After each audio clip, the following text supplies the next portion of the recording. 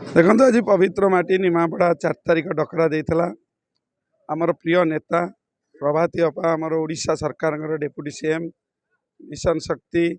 शिशु एवं पर्यटन मंत्री आज जो डकराटी छोटिया डकरा थिला आज आपण मानक माध्यम देखुवे ये शह शह माने स्वच्छाकृत भाव ये अपेक्षार थिले केतबेले डकरा आसीबो अपांगर निर्देश आसीबो ये आज आरंभ है ये प्रति पंचायत रे चलिबो एवं जो विरोधी माने देखुले कहूले कई ना कि ना आज छनका पशिजीवनी छाती से घरे शोई एतर स्वप्न देखुले दिन में राति स्वप्न देखा बंद हो दिन में देखुले एवं दिन बंद करदे द्विपर स्वप्न देखिए एवं आगामी पंचायत निर्वाचन में बलंगा मंडल सभापति हिसाब से मुझे मोर जो नेतृत्व मैंने आज मिसिले समस्त की स्वागत करुच्ची बलंगा मंडल तरफ एवं आगामी दिन में मिश्रण जारी रहिबो एवं एक तरफा विजय लाभ कर भारतीय जनता पार्टी ये शपथ कर जाऊँ 8 पंचायत 8 सरपंच नोमिनी जिला परिषद शह शह भोट जितबे कहीं रोकपारे ना भारतीय जनता पार्टी कर्म को विश्वास करे कथा को विश्वास करे ये कर्म होची तेणु लोक कर्म देखिए आम सागर जोड़ी होती आगामी दिन में जोड़ी हे यह आमर आज विश्वास अच्छे देखो वार्ड स्तर लोक जेबे दल रे मिसिबा को निज आग्रह रे आसंती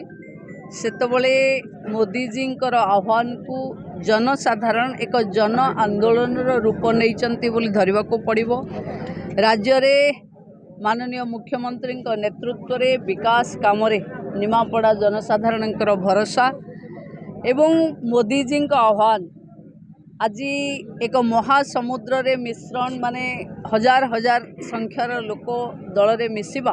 मु भावुची नेत्री हिसाब रे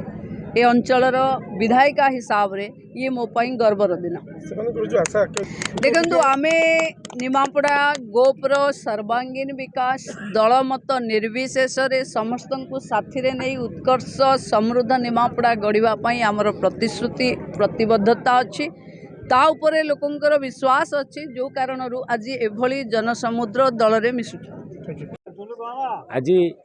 निमापड़ा एक इतिहास सृष्टि होती भारतीय जनता पार्टी को भल पाई प्रभाती अप्पा नेतृत्व रे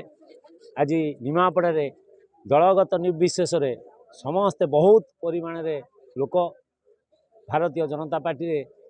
सामिल होती प्रभाती अप्पांकर प्रगति निमापड़ा को एक उत्कर्ष निमापड़ा रे परिणत करिवार जो स्वप्न जो कार्यकलाप ताधे अनुप्राणित होई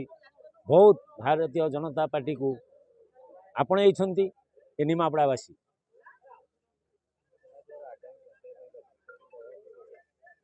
आसंता पंचायत इलेक्शन रे मु तो भावुची निमापड़ा रे बोधे कौन दल रहिबे नाही आमे निश्चय निमापड़ा गोप 2टी ब्लॉक दखल करिवु एवं